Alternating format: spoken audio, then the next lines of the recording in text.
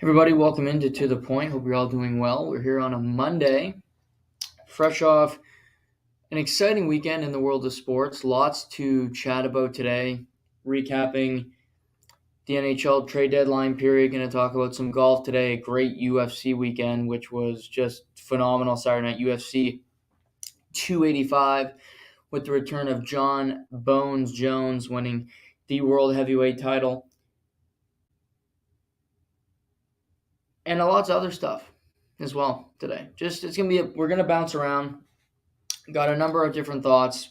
We'll chat about them all.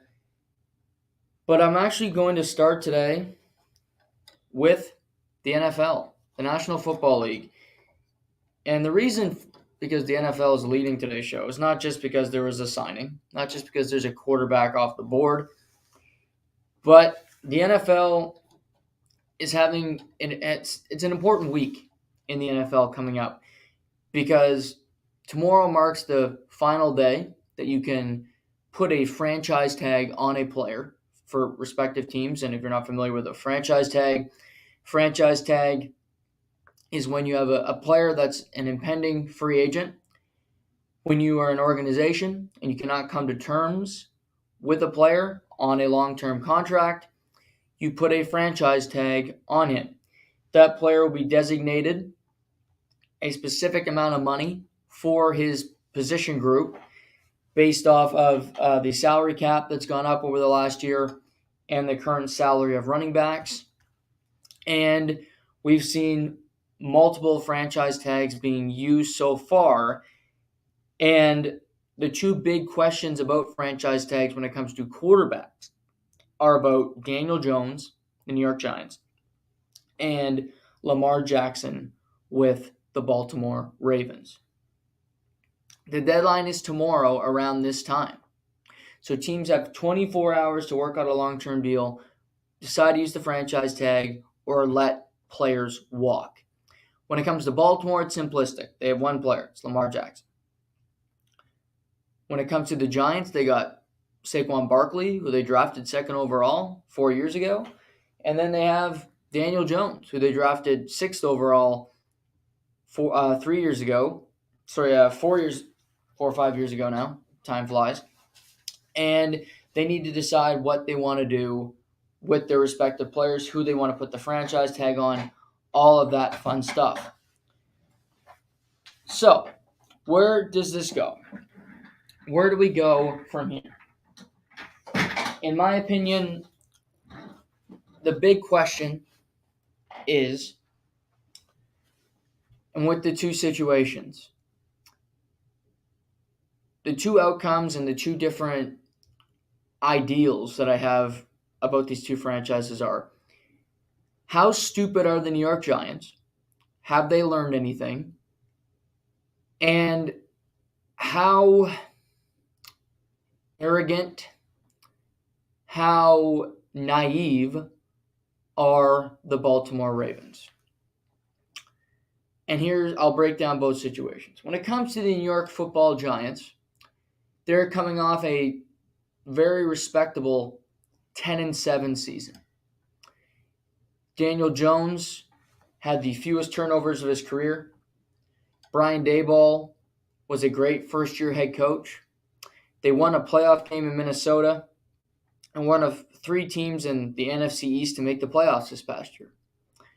So a positive season following the middling years of Eli Manning to Geno Smith to Daniel Jones' failures to the head coach Jason Garrett as offensive coordinator, all the while the Mara family running the show from behind the scenes, the owners of the team, who don't get as much publicity as, say, Jerry Jones, but like to meddle and like to stick their foot in their own mouth when it comes to their comments on black players and just their overall demeanor when it comes to owning a football team.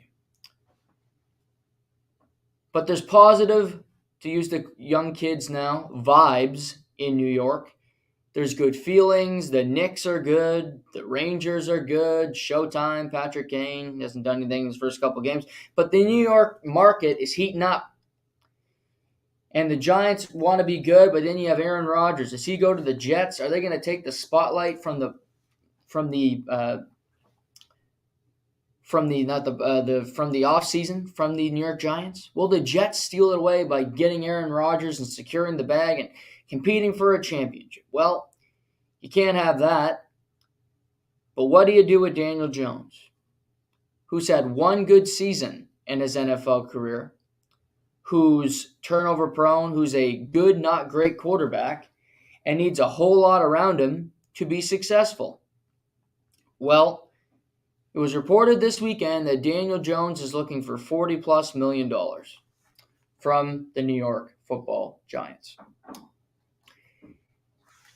And my answer to that is I only need one word: no. If the New York Giants give Daniel Jones over $30 million, they are as dumb as I think they are.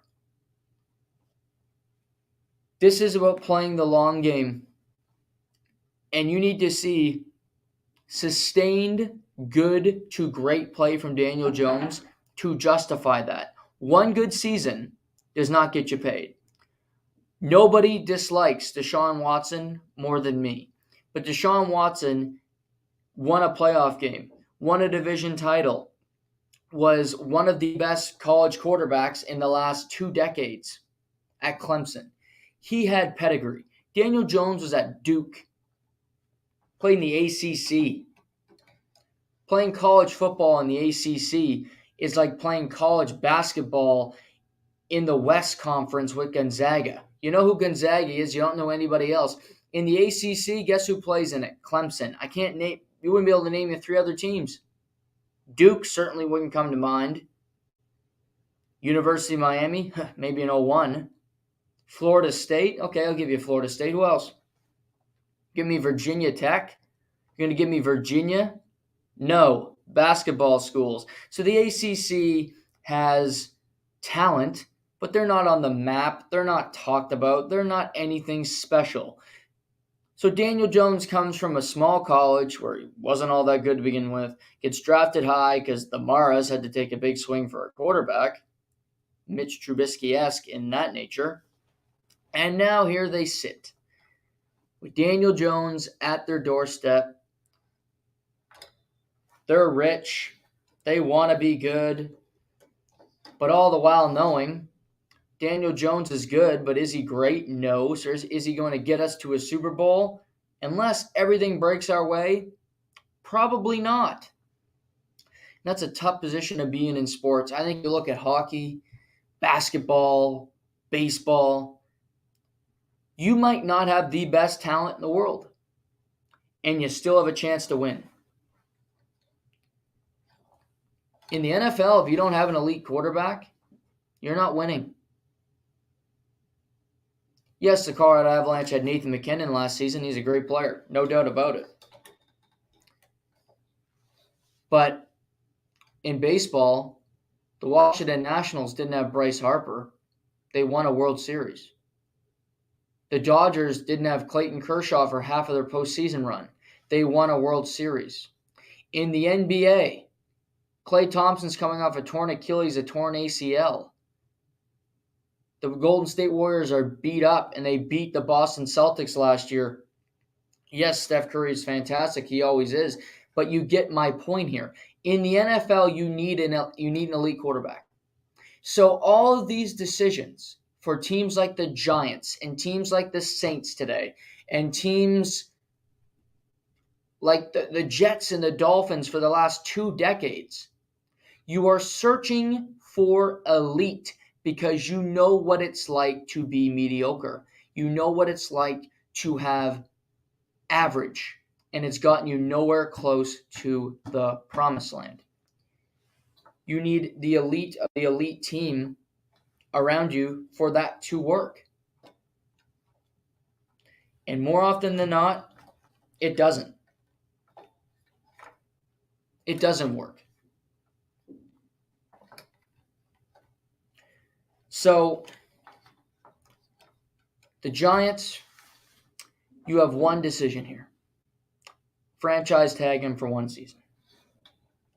And if he goes out and plays fantastic and proves that he can be a franchise quarterback, then keep him. then sign him to a 4-year extension next year.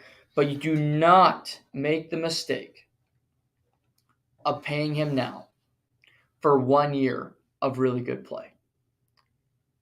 Because I know a team that isn't that far away from New York, I don't think. I don't know the maps all that well, but New York to Baltimore, Maryland. I know my parents drive to Florida every year, and they go through, tell me about all the states they drive. I think they go through Maryland. I know they go through Washington. I know they go through New York. They send me a picture of MetLife Stadium down on the outskirts of New Jersey. Well, then there's Baltimore, Maryland, who have a completely different situation, a different cross to bear, if you will, pardon the religious pun there. They have Lamar Jackson, an uber talented young man who's done everything right since entering the NFL. Never gotten involved in drugs or guns, never had any problems off the field. Has worked to get better, improved his passing, gotten stronger. He's an MVP. Lamar Jackson is the opposite Daniel Jones because he's been good from the jump. But here the Baltimore Ravens sit with a decision to make. Do they take Lamar, or do they franchise tag him, exclusive tag him, all the while knowing multiple teams from around the NFL will be looking for his services? I believe the Baltimore Ravens are being arrogant and really naive with this point of view. You don't have a great quarterback, you don't win. I just made that point. If you let Lamar Jackson walk out the door, what are you doing? Are you trading up in the draft? Do you have enough capital to do that? Do you like Will Levis? Do you like Bryce Young? Do you like Anthony Richardson, who isn't ready to play yet from the University of Florida? You taking a shot on porn star Jimmy? Is Tyler Huntley the quarterback of the future in Maryland? I don't think so. So what is the alternative? What are you going to do? You're going to middle around in mediocrity? You want to become the Jets really quick? You want to become what you fear? You want to let the Steelers rebuild while they're still 500 and get better than you before you know it with Kenny Pickett? How about the Browns? Can they turn it around with you-know-who? I hope not, but they probably will.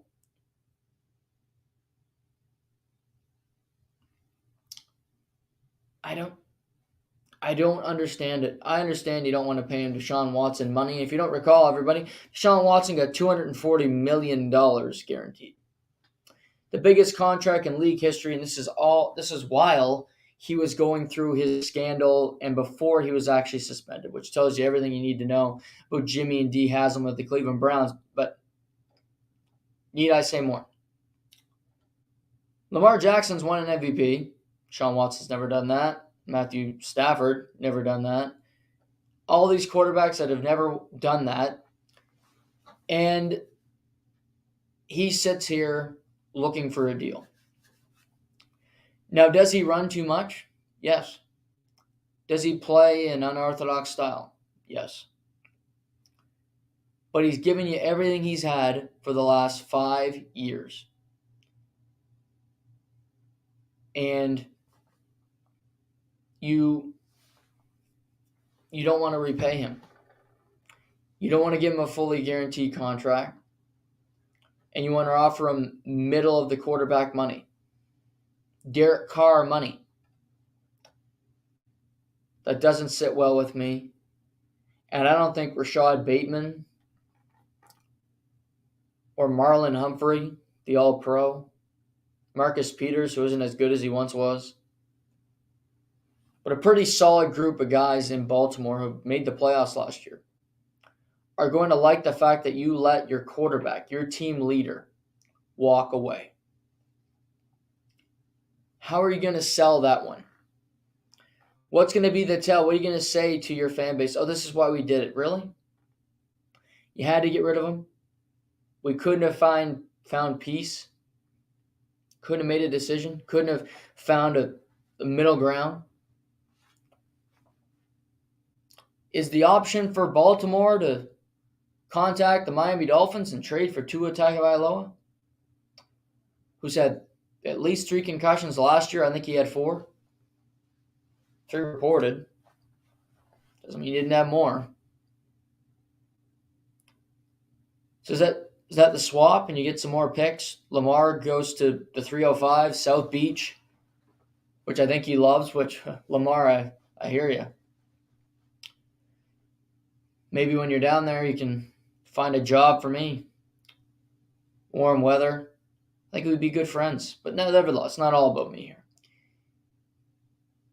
Lamar likes Miami, likes the lifestyle. So Miami takes a swing on Lamar Jackson. Tua goes back to Baltimore. So that's your option? Tua in the NFC North with that physicality? Good luck with that. Tyler Huntley points that you're not going to be a better football team. You are stuck between a rock and a hard place. And Baltimore can take their conceded route and try to sell that they're going to be a competitive team, which is a mirage, or they can commit to rebuilding, to having a bad season, to getting a quarterback of the future.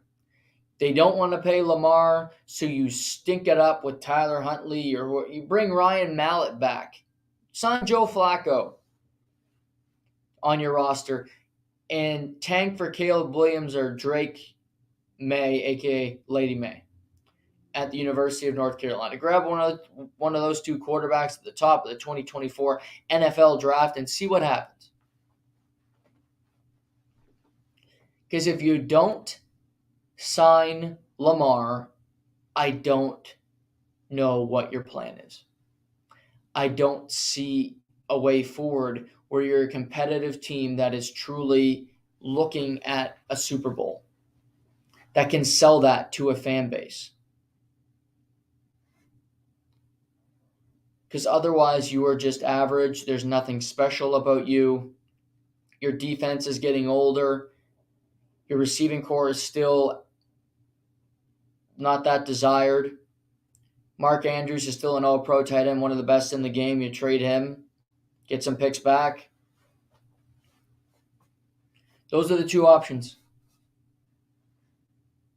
Because we talk about this all the time. There are 32 teams. There are not 32 starting quarterbacks.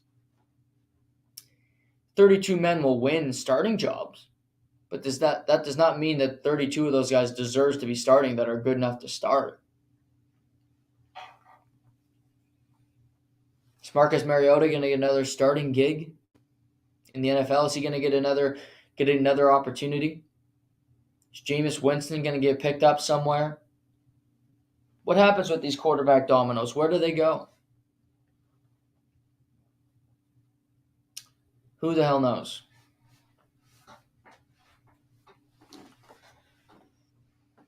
My prediction for tomorrow is that the Giants are smart. They're starting to become wiser.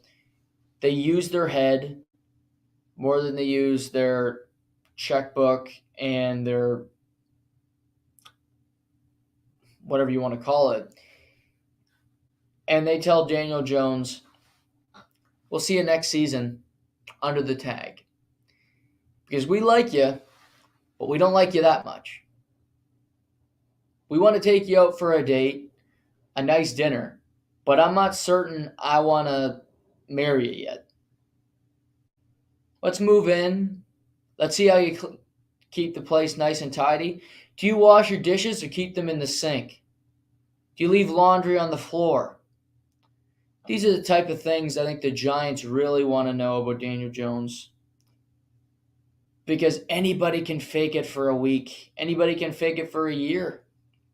You can pretend to be something that you're not, but eventually, this is the great thing about the human race, eventually what you are will rise to the surface. The truth shall set you free. And for Daniel Jones, the truth will be that he can either perform as a starting quarterback or the 1-year mirage is truly bullshit. And he needs to prove it next season. One season of great play, anybody can do it. Anybody can do it. Well, maybe Johnny Manziel didn't do it, unfortunately. God, I loved him. He didn't do it. He did it in college for a couple years in college. High level. And, Tim Tebow had a cup of coffee. Tim Tebow. If Tim Tebow can play well for half a season, any person on planet Earth can. And I know he's got Jesus on his side, but still, us others, I think we still might have a chance. We might have a look. If Tim Tebow can have that much success, maybe us mere mortals, us non-believers, if you're out there, can have success too. If Team Tebow can have success in the NFL, I can at least get a gig doing this, can't I? That's got to be the litmus test for me. That's what I got. I think that's my new motivation, ladies and gentlemen, is keep doing this, find sponsorships, do whatever I have to do to make it a living for myself, no matter how little the money.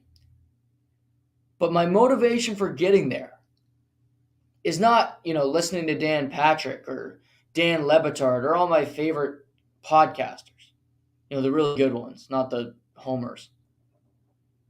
But it's thinking Tim Tebow had success in the NFL. Tim Tebow made it to the NFL. I can do this. That has to be it. That's my new gimmick. It's my wrestling shtick if I was in WWE right now. It's not the Bloodline or the Canadian Tag Team. It's not the American Nightmare. It's this. It's that Tim Tebow found success in his field. I can do it in mine. We found it.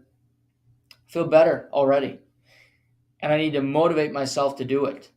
Because otherwise, Tim Tebow wins. And if Tim Tebow wins, that means we'll lose. So, Tim Tebow, if you're just following my shtick here, Tim Tebow is like the queen for me. I'm not a fan. Won't get back into the queen. Talked about her a couple weeks ago. How she has ruined my birthday for the rest of my life because she died on September 8th, my birthday.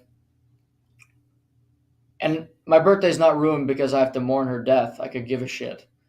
But people will think about that before I get a text on my birthdays moving forward, which maybe will be advantageous. Maybe I'll thank her in about 20 years when I'm, old as shit and probably don't have as much hair as I do now.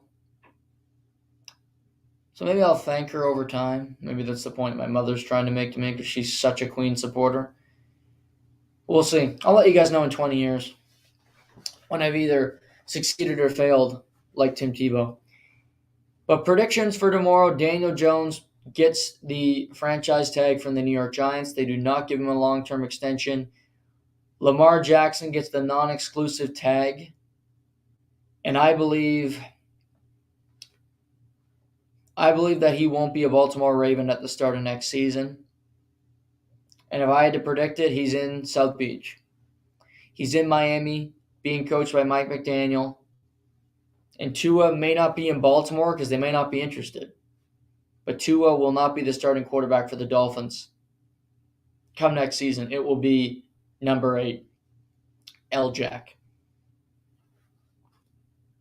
Also today, the New Orleans Saints, who have been in cap hell for years, who have been middling around the edges at competent/competitive, made a move today. They were the first team to get a quarterback off the board, and that would be signing Derek Carr to a 4-year, $100 million deal. $100 million guaranteed, $150 million total. So Derek Carr is moving to the NFC South. There was rumored with the Jets, rumored interest from the Carolina Panthers. But Derek Carr goes to the NFC, joins Who Dat Nation with Dennis Allen as his head coach, who Dennis Allen coached him in Oakland early in his career. So the Panthers are moving on from Andy Dalton, from likely Jameis Winston, who will likely be cut.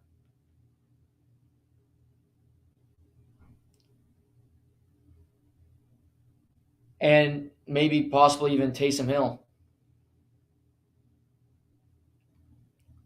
So now he's off the board. That means that the New York Jets will not be getting Derek Carr.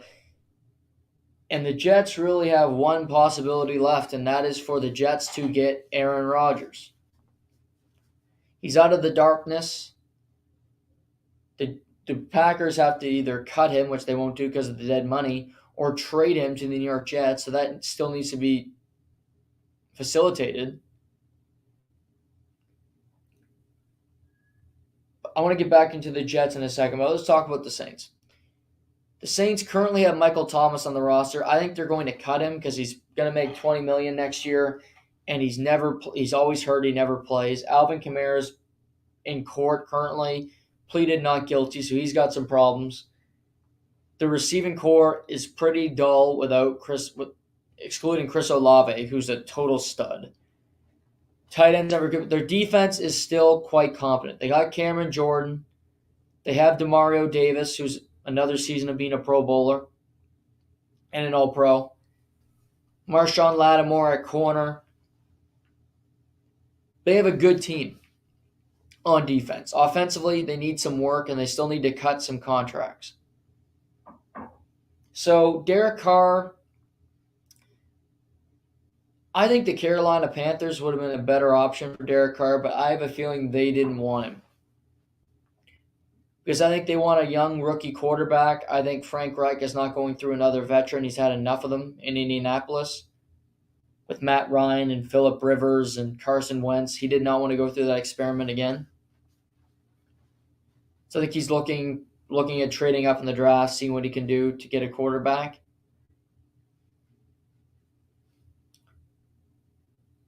But I do think the Panthers are a better team than the Saints. I'm curious to see what the Saints do with their money, how they allocate the resources, what they do in the draft, things of that nature. But for any of these quarterbacks, going to the NFC is a smarter decision. The NFC South currently have Derek Carr under contract. Kyle Trask is the projected starter for the Tampa Bay Buccaneers. Matt Corral's projected starter for the Carolina Panthers. And then the Atlanta Falcons has Desmond Ridder. So nobody in this division is an established NFL quarterback minus Derek Carr. Also in the NFC, Aaron Rodgers could be departing. You may have Jordan Love, who's having his first full season as a starting quarterback. Kirk Cousins, who nobody's afraid of. Justin Fields going into year 3 in Chicago on a bad team who had the first pick in the draft. So the NFC is not loaded with talent at quarterback. Jalen Hurts is a threat. If Dak Prescott can turn his game around in Dallas, who the hell knows with San Francisco? Brock Purdy's scheduled to undergo surgery on Friday for his elbow injury. So there are a lot of unknowns. So I think Derek Carr, leaving the AFC West with Patrick Mahomes and Russell Wilson and Justin Herbert, is a smart call. He gets to start fresh, gets 4 years to go to New Orleans. The Jets might have been a good fit for him, but it's a way tougher division. It's a way tougher market. And he gets to go to New Orleans, play in a dome, play against Atlanta in a dome, play in Tampa Bay, not bad. It's it's a good schedule. You have a chance to win your division going into next season, to get into the playoffs, to be a Pro Bowler, which further enhances your legacy. Mickey Loomis has to do some working and on building a roster with this quarterback. But I don't think this is the worst decision by Derek Carr, and I'm a Derek Carr fan.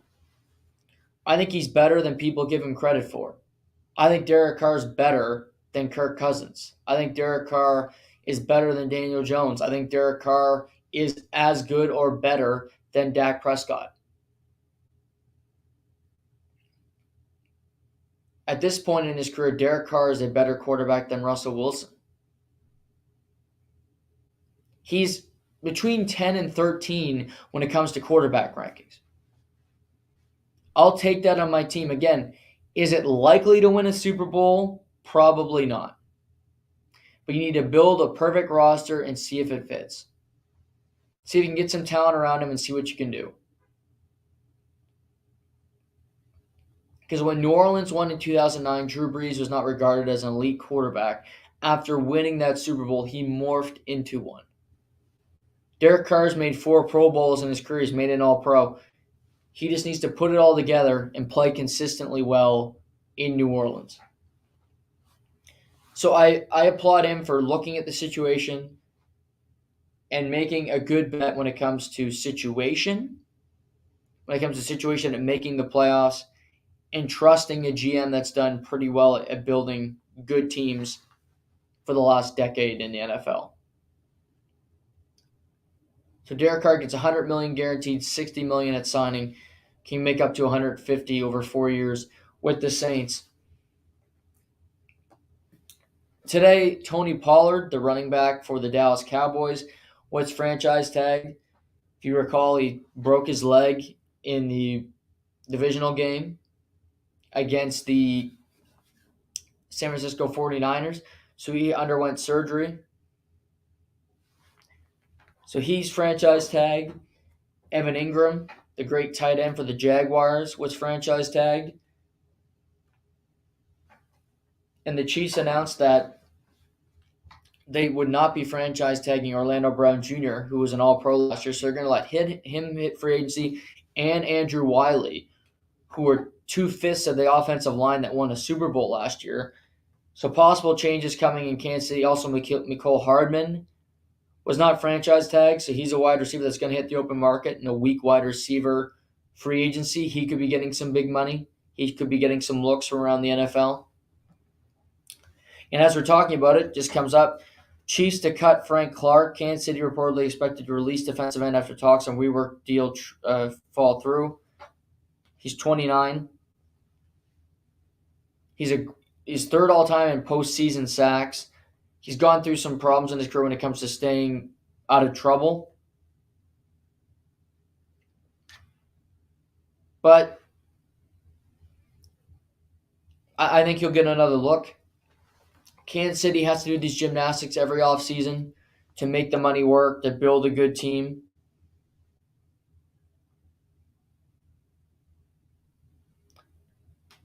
Also announced recently the Cardinals are expected to release speedy wide receiver Robbie Anderson, who's changed his name to Chosen. Oof. They will release him. They will save $12 million in cap space by moving on from him, likely be cut. They also have to make a decision on DeAndre Hopkins. Does he get traded? Who likes him? I think the Patriots are calling on him, certainly.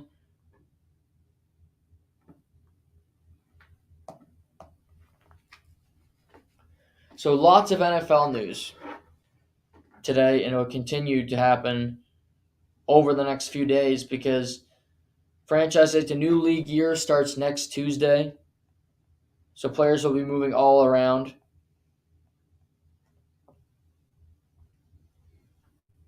Where does Aaron Rodgers go? Where does porn star Jimmy go? What do the Jets do with Zach Wilson if they do get Aaron Rodgers? Do the Patriots trade for a wide receiver? What's San Francisco just going to sit put with Trey Lance and Brock Purdy? Does Tom Brady come out of retirement? Still a story for me.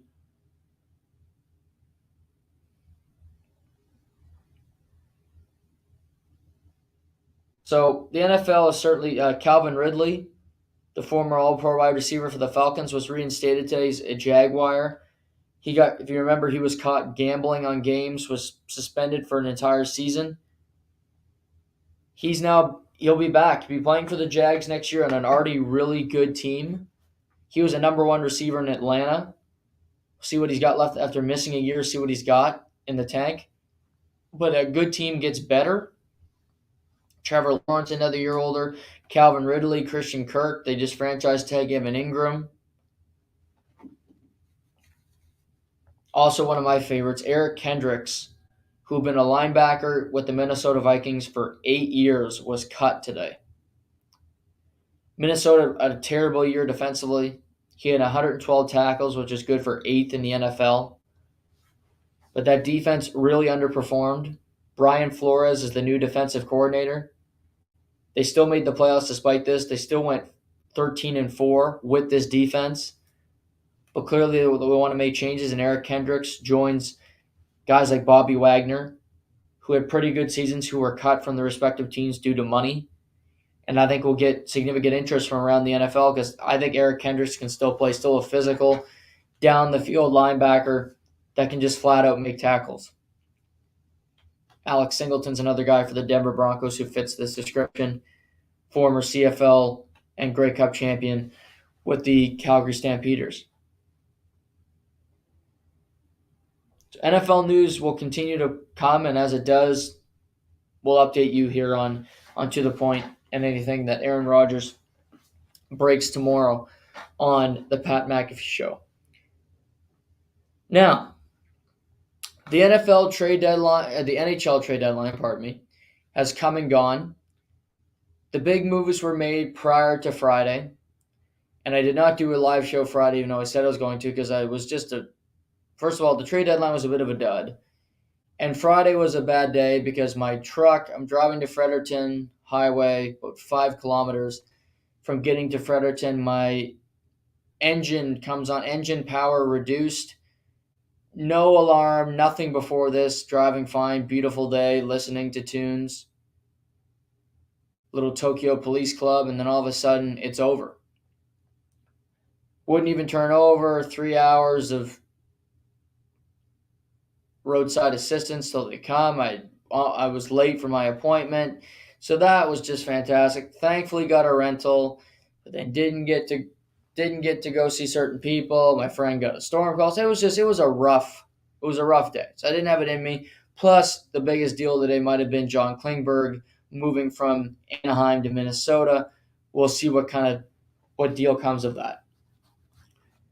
But nevertheless, the trade deadline is over, and teams are where they are. You're built, you're not getting any better, you're not getting any worse unless you have injuries. Last week I talked about Boston, Nick Foligno, Taylor Hall, both put on injured reserve, and yet they continue to win. They've won 10 in a row. They dominate seemingly every game, and they just find ways to do it. The Boston Bruins cannot be stopped right now. They're by far the best team in the NHL, and they may set records with how they've been dominating this season. But then we get to two teams that will likely be facing each other in the first round of the playoffs, and I find them both interesting. And that would be the Toronto Maple Leafs and the Tampa Bay Lightning. The Toronto Maple Leafs are interesting because they can't get out of their own way, and they've made trades to make their team better. And yet it's not when you make a whole bunch of trades and you change half your roster, you expect the 5-on-5 play, you expect chemistry to falter. You expect it to not be there and for your opponents to be able to take advantage of it. But yet for the Maple Leafs, that is not the case. In the last 2 games, they've allowed 3 shorthanded goals. And yet Matthews always plays power play, and William Nylander always plays the power play, and Mitch Marner, Morgan Rielly, the usual suspects. And yet 3 shorthanded goals against. That's not a change. That's not because you added new players. Nothing. Not because that's because they're just lazy, no attention to detail. and flatly because the opposing team wanted it more than you did. And that's a tough statement when you're saying that about the Vancouver Canucks, but it's just the truth. So the Maple Leafs are doing Maple Leaf things. It's like a cowboyism. They're finding ways to screw it up. They are not that invested in games so far. They're just completely lifeless against the Edmonton Oilers. They found a way to beat Calgary, who seems to be dead man walking currently.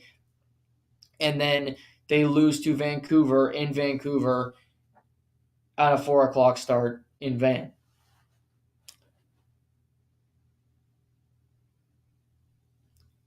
I find this intriguing. I find the Maple Leafs intriguing because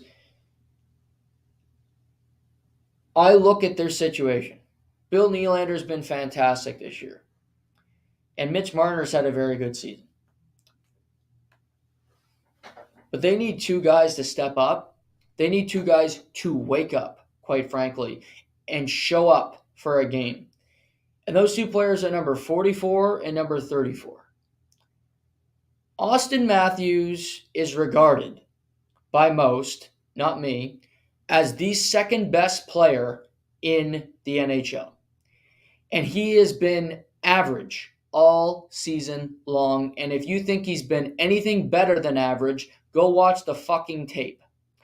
And in any other sport, this player would be getting chastised. He would be looked at like, what are you doing? Do you remember when Josh Allen got smoked by the Bengals? He was crushed for a week. You played like crap. You guys got waxed. Josh Allen's not the second best quarterback in the NFL. It's Joe Burrow. He was put down, put in his place. People were having a fun time talking about him. How about in the NBA? LeBron James gets joked on more than anybody else. People make fun of him. People say they either love or hate LeBron. Who's the second best player? Oh, Kevin Durant. He can't win a championship without joining a super team. He's a loser. He can't do this. He can't do that. He's soft as hell. He's weak-minded. Whatever you want to say. You have anybody that's the second best player in a sport. They are put to the task. Until we get to this situation. Everybody's favorite, Austin Matthews, Arizona's favorite son, the Maple Leafs' greatest chance of success, the biggest gift the Maple Leafs have gotten over the last decade, and the biggest win the Maple Leafs could ever celebrate, the draft lottery, and fans. And yet, after having a great season, he's sitting with 28 goals. He has 5 fewer points than Josh Morrissey. And he has been a virtual non-factor for about a month. Since coming back from injury, he's been nothing short of mediocre. And yet, there's no criticism.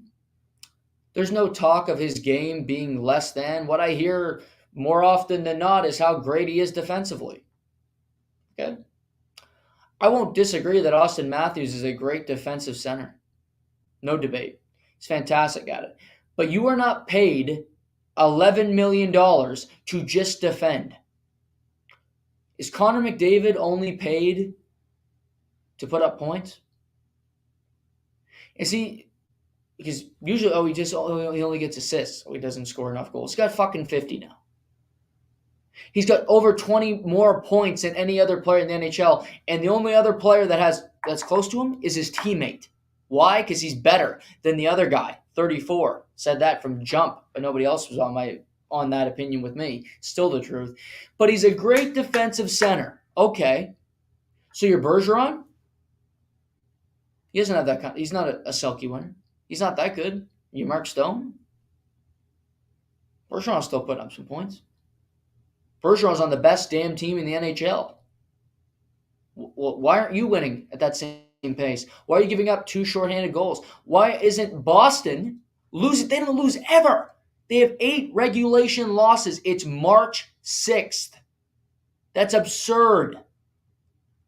It never happens. But it's all about great defensive play, not about the fact that he can't score a goal anymore, that Zach Hyman's got better mitts, seemingly.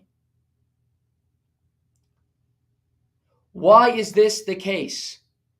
Why does the prodigal son get no blame, no talk of inferior play, nothing but applause? Here's why. Number one, he's a Toronto Maple. That's an easy. I'm not going to make that argument because it's lazy. I'll let somebody else make it. Well, they probably won't make it because they're not talking about Austin Matthews. So I should make that argument, but I won't because it's empty calories. It's just sitting there at the surface. I'll hold back on that take. Okay. Here's why. Here's why it's not happening.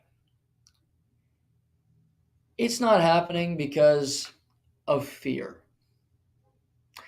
It's not happening because people are scared of Austin Matthews leaving the Toronto market.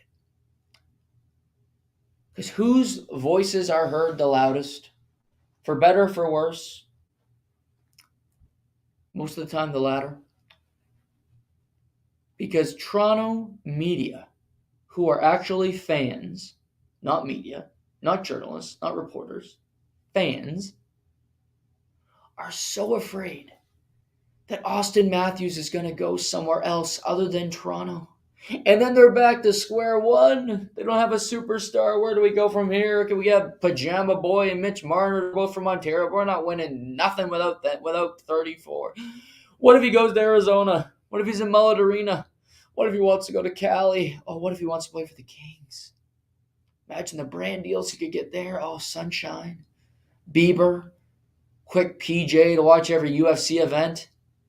Couldn't get to that event Saturday night.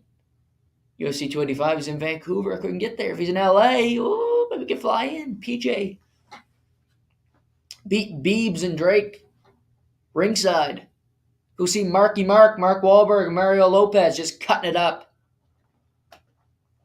It's fear-based. It's such fear.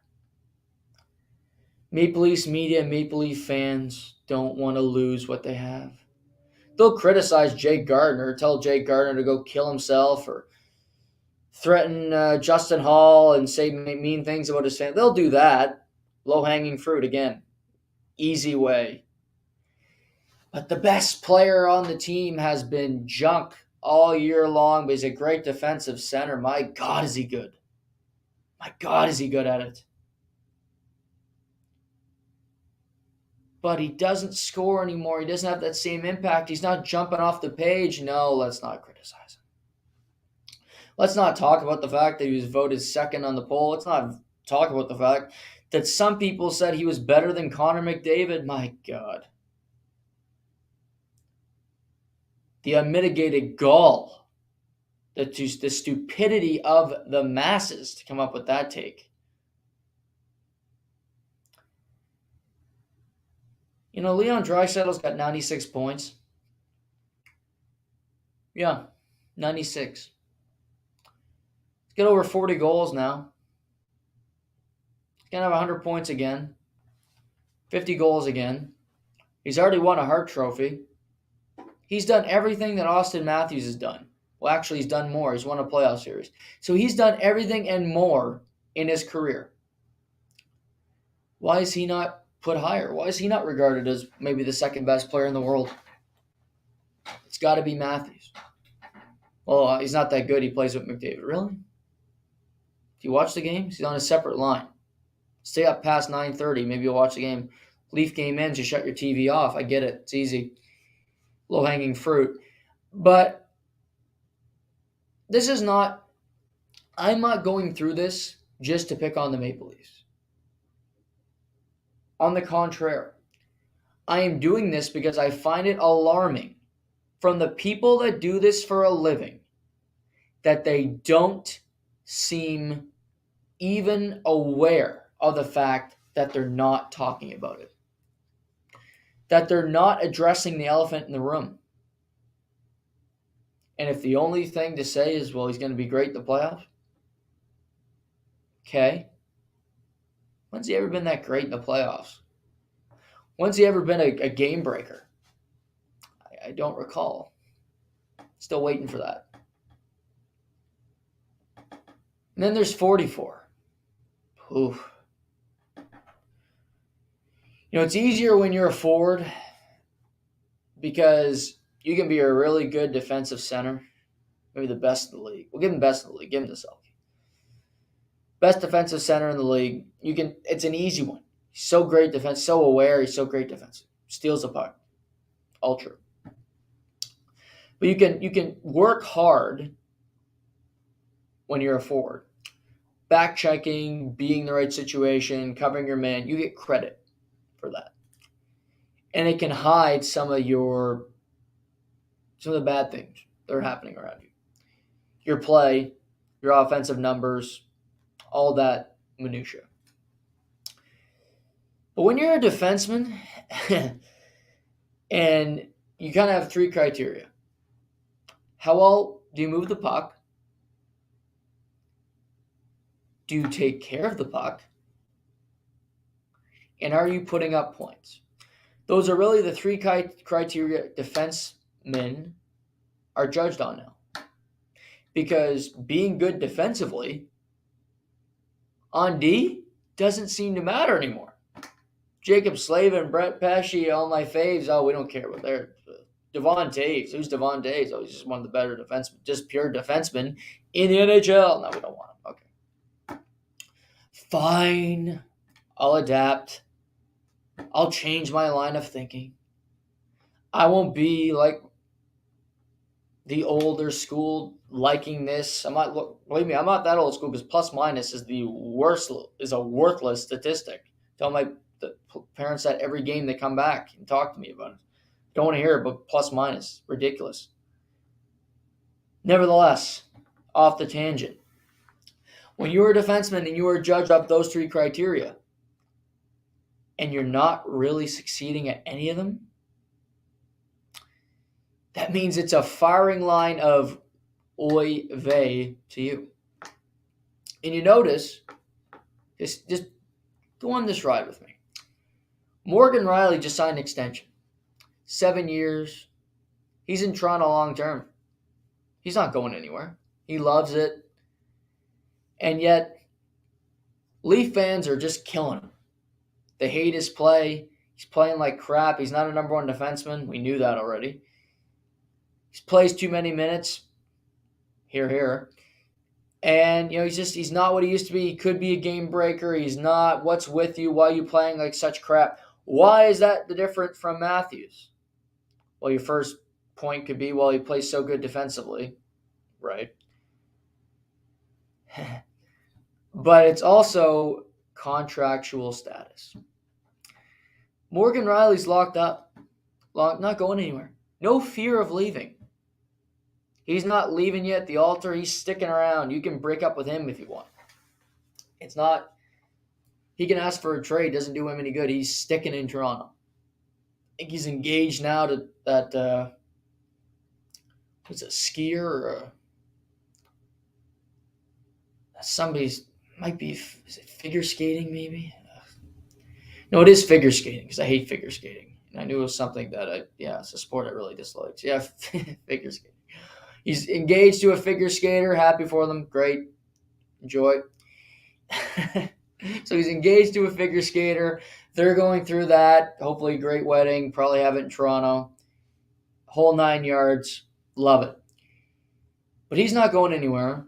And you can kill him because he's not going anywhere. He's a punching bag. He's got his hands up, body shot after body shot after body shot, and he's just got to take him. Where you got Austin, who's he's moving around. He's looking at the ropes, and he's like, I can go through that middle rope and get the hell out of here. Through those ropes, I got a PJ to La La Land. I can go to the premiere of Creed 3 on a given Tuesday night. I can go meet Biebs for coffee. I can do all this stuff. I can get marketing deals. My Maserati looks a hell of a lot better in LA than it does in Toronto in February. Trust me. That snow. Ugh. Killed that resale value. But it's funny how that is, and I've come to that conclusion this week, because both players haven't been good. And neither have been benched. Neither have been chastised by the coach, really, or the GM, or any. They haven't been penalized for it. Because you can't do that anymore. Oh, wait. There's two teams that are interesting right now because they both are really not playing well. And that brings us to the Tampa Bay Lightning, who got smoked twice over the weekend in embarrassing performances from Nikita Kucherov, Braden Point, my guy, Victor Hedman, and even to a smaller degree, Andrei Vasilevsky. And yet, on Saturday afternoon's game with the Buffalo Sabres, John Cooper benched Stamkos, Point, and Kucherov for the entire period. He let them know they weren't playing that well, and to put this into perspective, Kucherov, Point, Stamkos, all are having really good seasons. Point's almost got 40 goals. Kucherov's fourth in the league in points. You can make an argument all three have been better than Austin Matthews this season. Maybe it excludes Stamkos. I know the first two have been that I named. And yet John Cooper will bench those three players, the leaders on his team, and not be afraid of the repercussions.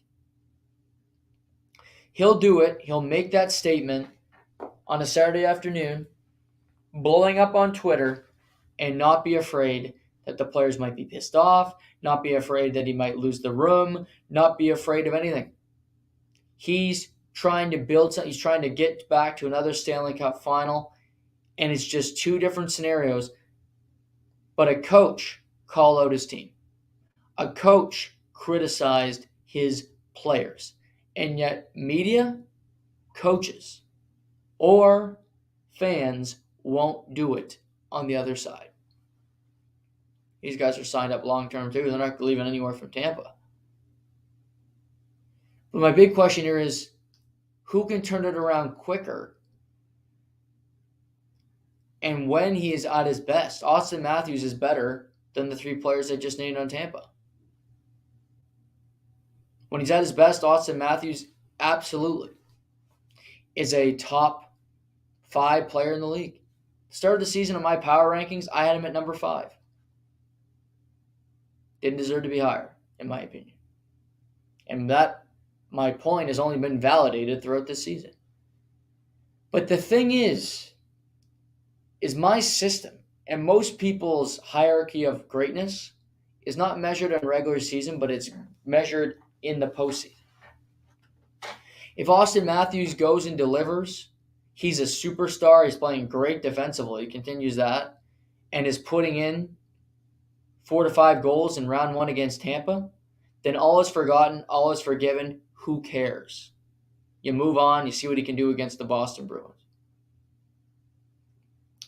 For Tampa Bay, Braden Point, Kucherov, Stamkos, you've been in the playoffs a long time. These regular seasons get a little mundane. You don't seem to care all that much at certain points, and you end up getting skunked. You end up getting embarrassed in a lot of games, and your coach has to put you in your place a few times and let you know that this is not acceptable. We need to play hard every single night. What approach will work better? Who will turn it on quicker? Does Braden Point's playoff dominance continue? Does Kucherov still find a way to be so damn effective in the NHL? Or do guys like Morgan Rielly and Austin Matthews find their game before the end of the regular season and continue to push? Because these two teams are intertwined again. Because the Leafs got news today that Ryan O'Reilly has a broken finger. He's being placed on LTIR, and there's no timetable for his return. Tough break where he took a shot. He's standing in front of the net and took a shot the other night. Injuries happen. Bad stuff happens. You don't want to see it, obviously. But this isn't the playoffs. You'll be able to survive this. He'll be back before the playoffs in all likelihood. And if he isn't, guess what? You jump on a moving train and you see what can happen. work for Kucherov and Tampa. It works for certain players where you just start in the playoffs, you have that feel, and you just go from there. Maybe Ryan O'Reilly plays in the regular season. Great. Whatever gets him more prepared, that's fine. And in Tampa, Victor Hedman, he was banged up Sunday afternoon. He may not play for a few weeks either. So the best defenseman on Tampa and one of the top three centers, one of the most important forwards on the Maple Leafs are out. Overcoming adversity, finding ways to power through is what these two clubs need to do. You're going through a tailspin. You've been very productive all season long. You've been great teams in the National Hockey League. Tampa gets blown out by Buffalo, then loses badly to Carolina. Toronto drops 2 of 3 in Western Canada, including 2 teams that are not in a playoff position currently. Certainly not your best work, but it's what you do to overcome it. Austin Matthews is not playing great hockey still. I don't care what anybody tells me. His back checking, things of that nature, okay, it's all fantastic. But when they need you to score a goal, will you? That's all that really matters. Will you be there in the big moments? Because I haven't seen it yet in the playoffs, and it's on him to be there and deliver. We'll see if he can do it. For the trade deadline, Curtis Lazar was moved to New Jersey in a small move. I mentioned John Klingberg was moved to the Minnesota Wild late in the day. James Van Riemsdyk was not traded, which was puzzling.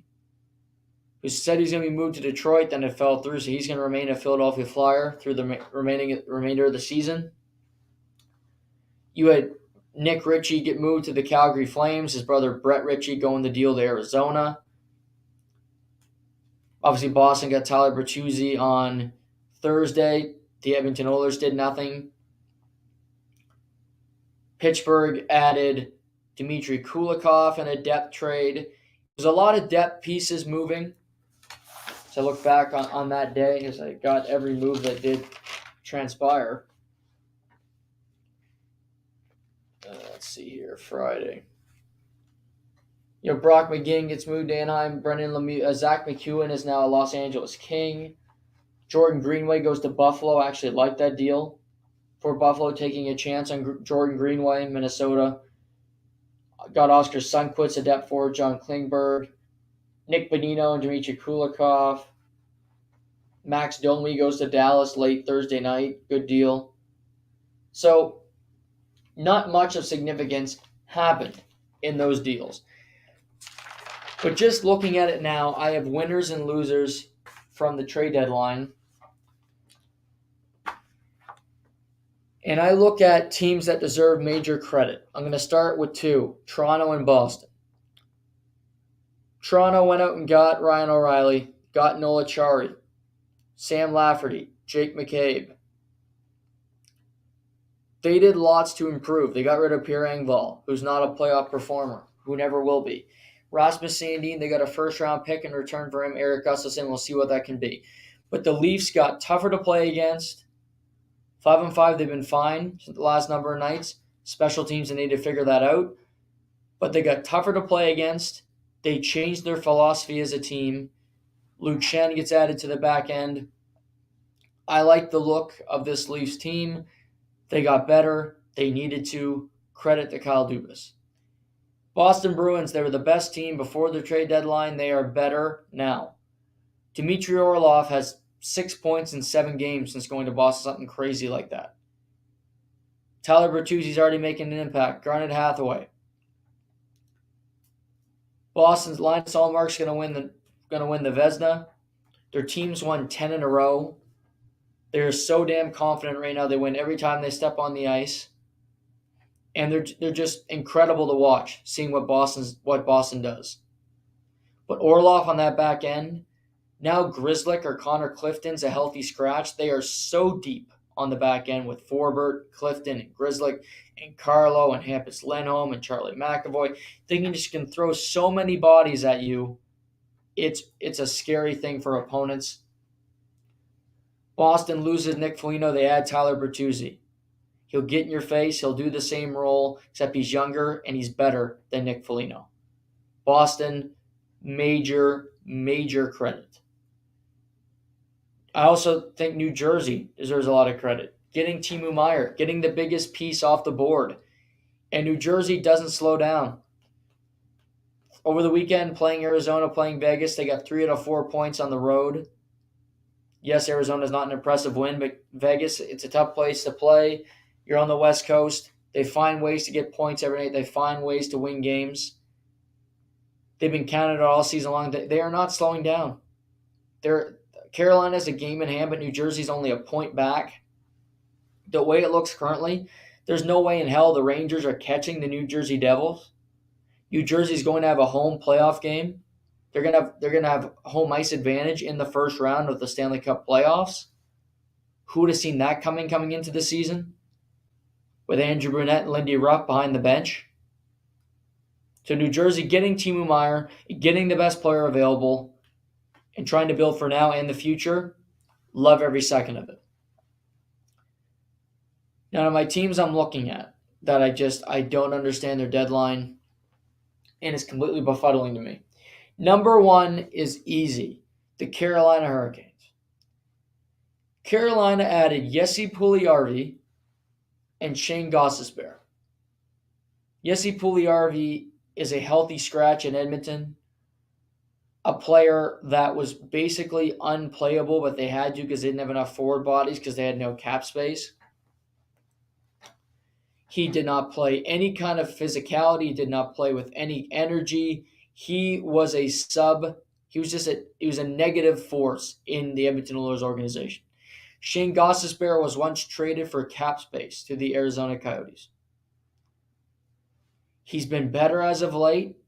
I don't mind the trade. I talked about him being the replacement for Tony DeAngelo on their power play, which is a big reason why they lost last year in the playoffs. The Carolina power play, special teams killed them. But they needed another big piece up front. A Max Domi trade would have been better for Carolina. Getting JVR would have been a better ad for Carolina than just getting Puljujarvi and Shane Gostisbehere. I don't care what the ask was for Timo Meier. Go the extra mile. Put in the extra pick. Put in the extra prospect. You can win the cup this year. And I get the argument might be, well, we're already such a great team, we can do it now. No. Because you seem to get to the second round every season and you falter. You'll meet a team that finds a way to beat you. You might be favorited. You might do all these things right, but the team that added a player to deadline will overcome you. I said if Carolina got Timo Meier, they should be favorited over the Boston Bruins to win the Stanley Cup. They did not do that, and they did not do anything significant. To me, Carolina is still a threat to win the Cup, but they are behind Boston. They are behind the Toronto Maple Leafs. And they might just be behind my Devils. Because I don't trust their goaltending either. And I just look at them and I don't understand their thought process. I don't get it. Winnipeg Jets. Nino Niederreiter, Vladislav Namestnikov. Yes, you need forward depth, obviously. But boy, are they banking on Mark Scheifele, Josh Morrissey, and Pierre-Luc Dubois being all pros in the playoffs. Those 3 guys have been rock stars all season long. But how good can they be in the playoffs? And are they going to get any help? Doesn't look like they're going to get any help from Nick Ehlers because he hasn't found his game yet. And I'm going to stop waiting for him to find it. Blake Wheeler, will be in the mix every game or two. He's too old to be expected to be great on a night-in, night-out basis.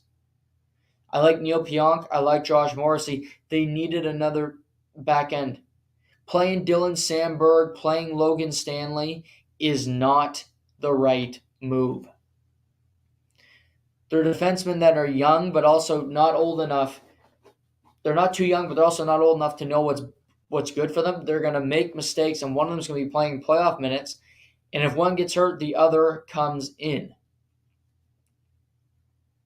Winnipeg has Hellebuyck. They got Scheifele, who I mentioned earlier, has been phenomenal. He's going to score 40 goals this season. Morrissey, to me, should be leading the Norris race, but Carlson will win it even though he's on an awful team. Winnipeg missed an opportunity. The West can be had. The West is not great. And you just sit there and do nothing of significance? I don't love it. I'll go back to another winner. I like the Los Angeles Kings getting Jonas Korpisalo, Zach McEwen from the Philadelphia Flyers, and Vladislav Gavrikov. The Los Angeles Kings are a fun team to watch. If you have any kind of energy, they're playing the Washington Capitals tonight. The game starts at 11:30. I get it, it's late, but they're a really fun team. Adrian Kempe, Quentin Byfield is getting so much better. Speed with Rasmus Kupari, Trevor Moore. They're a fun team to watch. Drew Doughty still plays very good. Mikey Anderson's a nasty piece of business on the back end. Gavrikov's another guy that's not going to be easy to play against back there. So you get Korpisalo, who's played in the playoffs before. You still have Phoenix Copley, who can complement him. So you have two goalies that can play. You have a pretty solid team, and you're in a Pacific Division that anybody could win. Literally anyone. Seattle's still in the mix. Seattle is currently ahead of the Edmonton Oilers because they have won 3 in a row, including a big win over the Colorado Avalanche in Denver last night. But I like LA being aggressive. I think they should be aggressive in the next couple of years. But keep their options open long enough to be aware that Austin Matthews could be your property in a year and a half. And you want to be good when he shows up so they have a chance to win a cup. Leaf fans don't want to hear it. It's definitely a possibility. Wouldn't surprise me if it happened. Negative Pittsburgh. You get Mikhail Granlund for another 3 years at $5 million when you're not going to win a cup. You think they start to turn a corner when they beat Tampa last week, and then Saturday night they just put up a complete muffin, an egg, a no-show against the Florida Panthers, who are seemingly dumb, and then Florida beats them in Florida. The only good thing the Pens have going for them, I looked up their schedule this weekend, comparing it to teams like the Ottawa Senators, who are on a heater currently, and teams I think that are quite honestly better. Pittsburgh's got a pretty easy schedule. They get a lot of Philadelphia. They play Philly on Saturday. They play Columbus on Tuesday night. The Metros, there's a lot of easy wins in there. Pittsburgh's got them. You have a team like Ottawa. They got to play Tampa twice. They have to play the Leafs twice. They have to go to Florida. They get to play the Boston Bruins one more time, I believe. So they get tougher games down the stretch while Pittsburgh gets to coast against bad teams. So they will make the playoffs. But adding Mikhail Granlund, adding Dmitry Kulikov, adding Nick Bonino, that's not getting you anywhere. That's not getting you to another Stanley Cup. That's not getting you to a conference final. You'll be in the first round and you'll be out of there. You'll be out of there if you make it. They will because of Crosby and just their situation. But nobody fears you, and you're just there. You're in the worst possible situation where you just make the playoffs, but you have no chance of winning.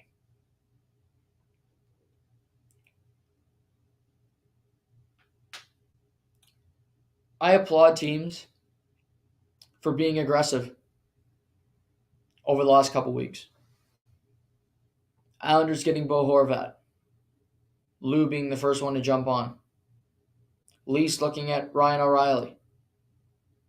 For lesser reasons, Vladimir Tarasenko to the Rangers. Timo Meier going to New Jersey. the team pulling that off. Jacob Chikrin going to Ottawa. And probably my favorite deal at the deadline because I predicted it. I also kind of said, I thought Timo Meier was going to Carolina. I did, but my Devils end up getting him. Scored in his debut last night. He'll be in the lineup tomorrow night against the Leafs. Be able to show off a little bit on the national stage.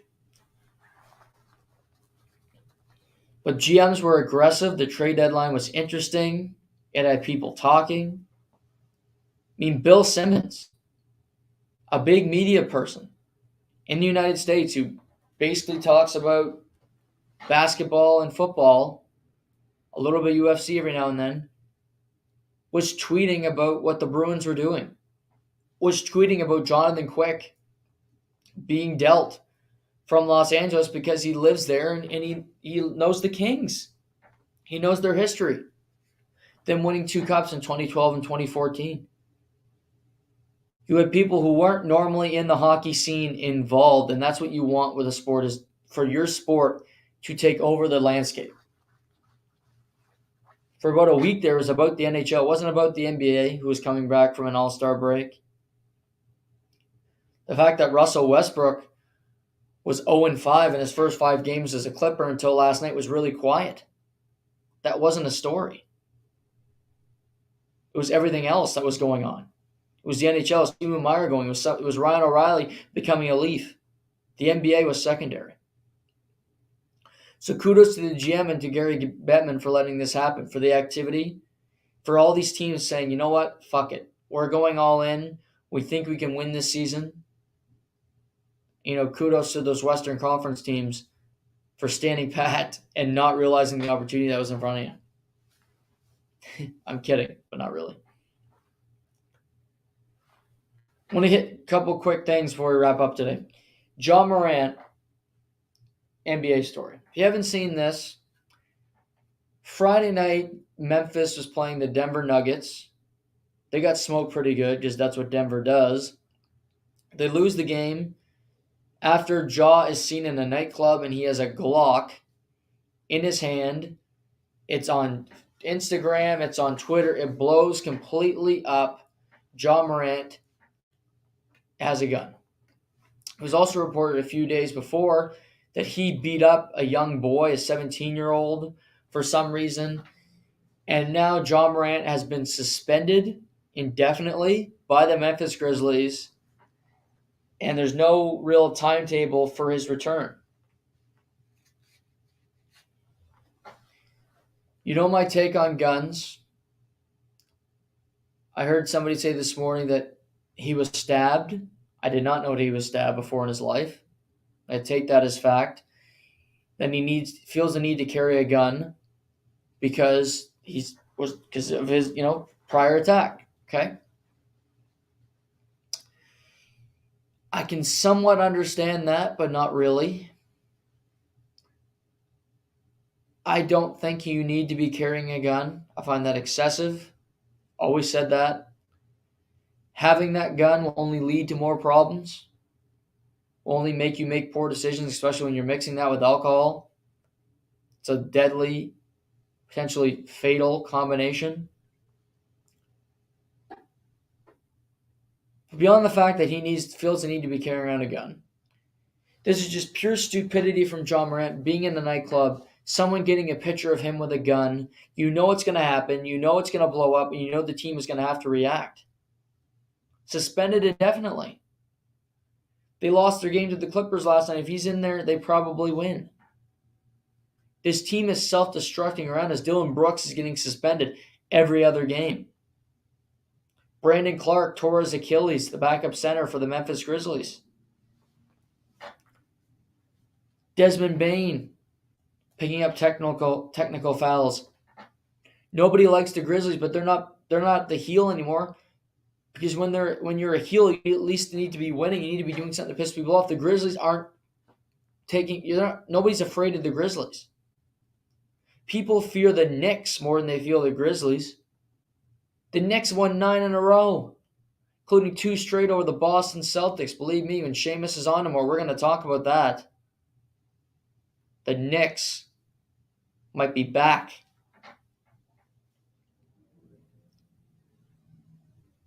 But for Ja Morant, go get some help.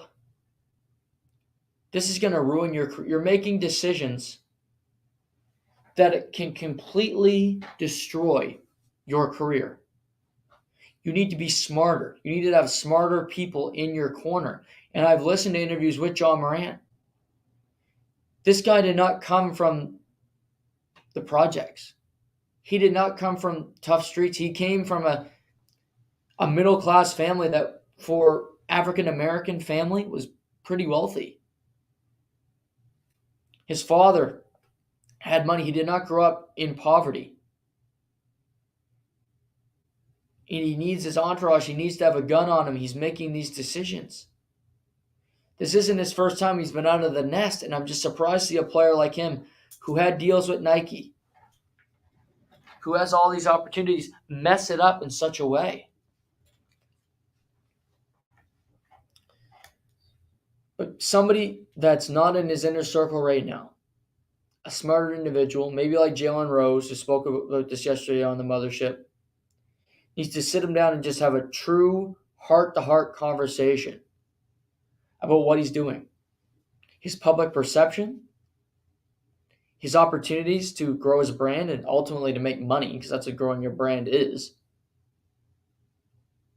You're ruining it all. People are seeing you a different way. Every little kid wanted to be Ja Morant because he could jump out of the gym and he would jump in the air and throw down buckets. And now he's looked at like, I don't want my kid to be like Ja Morant. He's making all these. He's not somebody you look up to anymore with his recent his recent actions. That's not the person you want your 10-year-old son to grow up to be. And life's tough. I understand that. But somebody outside of that inner circle, somebody that just wants to be a good person and talk to him, needs to sit down with Ja and just say, enough. You need to think about the rest of your life and what you could potentially do and forget about what's going on right now. Have that difficult conversation because it's necessary. UFC 285. What a weekend in Las Vegas, Nevada. Jon Bones Jones is the new heavyweight champion of the world. 2 minutes into the first round with his fight with Ciryl Gane, takes no damage other than an illegal kick to the groin. Gets a couple shots, sets up a takedown, gets Gane against the cage, sets up the arm against the chin, and before you know it, Ciryl Gane is tapping out. Jon Jones loves giving his opponents in the guillotine, and Ciryl Gane tapped before we knew what happened. Jon Bones Jones was heavyweight champion. Now a light heavyweight and heavyweight champion over the course of his career. Has never lost in the UFC. And now a winner at 2 different weight classes. And after his win against Ciryl Gane, he called out Stipe Miocic, saying it was the biggest opportunity of his career, and he wants to beat Stipe bad. Doesn't know how many fights he has left in him. But the Stipe fight makes the most sense, and I'm all for it. The heavyweight best of all time against the light heavyweight best of all time for the heavyweight gold. Stipe lost the title to Francis Ngannou. Ngannou is now a free agent. He's no longer in the UFC. Stipe's been a multiple-time heavyweight champion. He's a legend. He's over 40 years old. I think whatever happens, I think this is going to be Stipe Miocic's last fight against Jon Jones. And it could very well be Jon Jones' last fight as well. Because I don't know what's going to interest him after the Stipe Miocic fights, even if he wins. Which I don't think is a guarantee because Stipe Miocic is a pretty good wrestler. And he's a great champion in his own right. 2 greats are going head-to-head.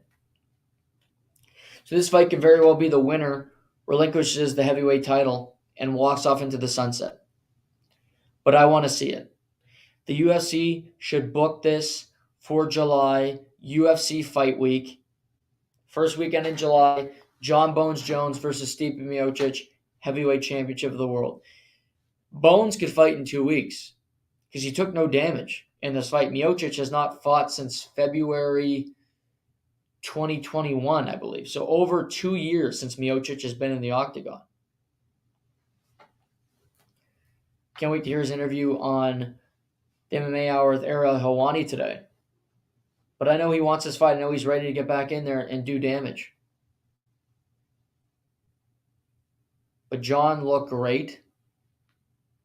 And I can't wait for that fight in July. Also on the card, one of the biggest upsets in recent memory, Mexico's own Alexa Grasso defeated the Bullet, Valentina Shevchenko, via a 4th-round submission, a stoppage. Valentina went for a spinning back fist. It missed, put her in a compromised position. Grasso took her out, took her to the ground, arms around the neck, took her back, gets the neck for the choke, and before you know it, the fight was over. Valentina was winning the fight rather convincingly. She was going to retain her championship if this went the 5 rounds. But she made a mistake, and Grasso made her pay for it. And this reminded me of the Kamaru Usman and Leon Edwards fight back in August. Usman was winning the fight 3 rounds to 1, maybe 4-0. But in the 5th round, he got a little too comfortable. He was ready for the fight to end, and Leon Edwards threw that high kick. And before you know it, he was knocked the hell out, and Leon Edwards was the welterweight champion of the world. Valentina got a little too fancy in this moment, and Alexa made her pay for it. Mexico now has 2 champions, both flyweights, with Brandon Moreno being the flyweight champion of the men's division. I think Valentina does deserve an immediate rematch. She's defended the title so many times. But I will say, I think she lost the fight to Taila Santos, which was last June. She lost that fight. They gave the decision to Valentina. She did not deserve that win. But because she was the champion, they allowed her to keep the title. She lost on Saturday night. So to me, she's lost 2 fights in a row. Record only 1, but she's lost 2 fights in a row. I'm fine if they want to go Grasso against Erin Blanchfield, or if they want to go Grasso against Manuel Ferro. They have options, but I'm not upset with it if Valentina does get an immediate rematch in the coming months. Bo Nickel made his UFC debut, first fight of the main card. He submitted Jamie Pickett in the first round, really easy fashion. Complete control, great wrestling. He did throw a shot that looked to be under the belt. He said he's not a cheater after the fight. I saw good things. Daniel Cormier talked very well in the broadcast about how Bo Nickel wasn't really setting up the submission all that well. And he is a 3-time national champion wrestler. So I wasn't all that impressed by this victory. I thought he would win rather convincingly. He did win rather convincingly. But, he was talking about fighting Khamzat Chimaev. That would not be a close fight. Chimaev would destroy Bo Nickel. He's just a better striker. He's a better wrestler. I don't think that would be a close fight. I think he needs to take more fights. I think they need to slow play him a little bit. They need to do with Bo Nickel with what they're doing with Raul Rojas Jr., who's only 18. I get Bo Nickel's 27. But what I watched Saturday night, he does not look like a finished product. He needs some more reps. They cannot put him against the top middleweights in the world, because that's not going to be a good thing for him long term, because he's not going to win some of those fights. Shavkat Rakhmonov, he submitted Jeff Newell in the 3rd round in the fight of the night. Just a back and forth dangerous fight. Both men landed huge strikes, but Rakhmonov has a great chin, can take it. He's a dangerous striker with his combinations. He has all the tools. He can submit you. He'll wear you down. He can go toe-to-toe with anybody. Jeff Neal had a hell of a fight. The fact that he almost went 3 rounds with Rakhmonov, is impressive in and of itself. Dana talked about Rakhmonov versus Colby Covington, who will be ready to return to fight. I think that'll be interesting. I think that would be a good fight. I still think they need to book a fight for Bilal Muhammad. He fought Sean Brady in Abu Dhabi in October. He hasn't fought since. There's no rumors on Bilal Muhammad. You have Jorge Masvidal, who's fighting Gilbert Burns. You obviously have Leon Edwards fighting Kamaru Usman in 2 weeks. Who is Bilal Muhammad going to fight?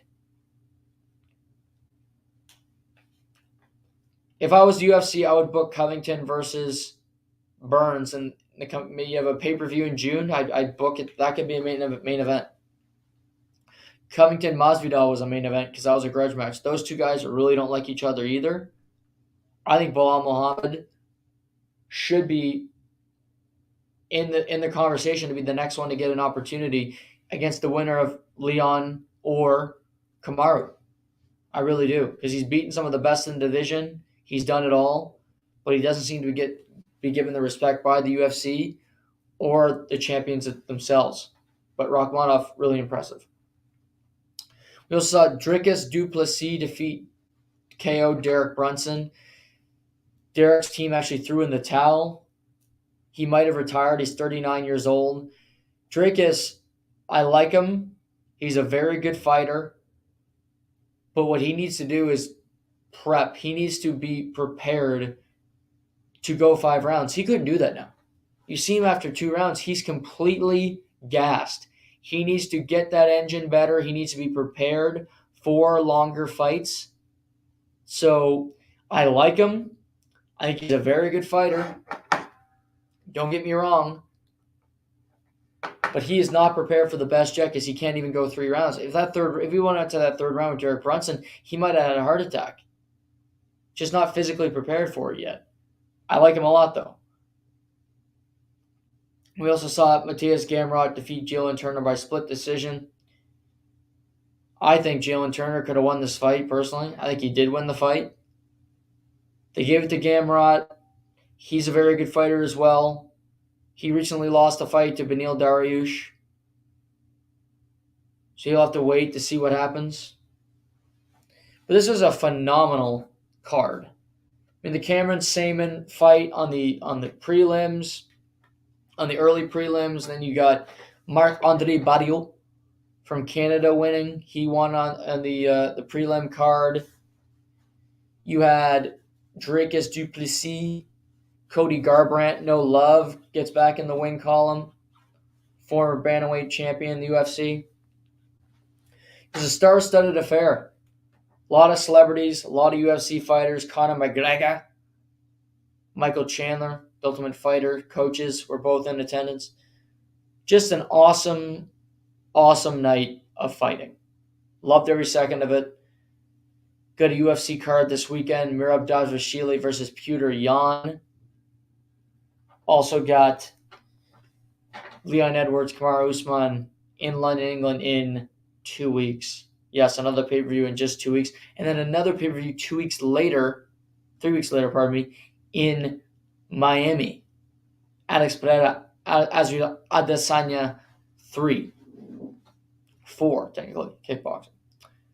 So, lots happening in the UFC. Good stuff. No Apex cards. Pretty solid card upcoming this weekend at the Virgin Theater in Las Vegas. Oh, there's a lot of stuff today. A lot of stuff to get through. Tomorrow on the show, I think Seamus is going to join me. He's been joining Wednesdays the last couple weeks, but I think we'll get back to our Tuesday sked. Anything happens with the NFL when it comes to franchise tags or anything like that, I will react to it in real time. So that'll come tomorrow. Talk about the NHL action tonight. We got Edmonton's in Buffalo this evening. Chicago's looking to shut down Ottawa's winning ways. If they've been on a heater, Chikrin's playing great. Washington's in Los Angeles. San Jose's in Winnipeg. Winnipeg needs that one. Dallas, Calgary, desperate game for the Calgary Flames, who have lost 5 straight. So lots of stuff. And Seamus should be on the program. We're going to talk some NBA. We're going to talk about those New York Knicks. We're going to talk about the Sacramento Kings, Light the Beam, and what he thinks of the Suns so far with Kevin Durant. So thank you for tuning in today. Hopefully you enjoyed. And we'll talk to you tomorrow right here on To The Point.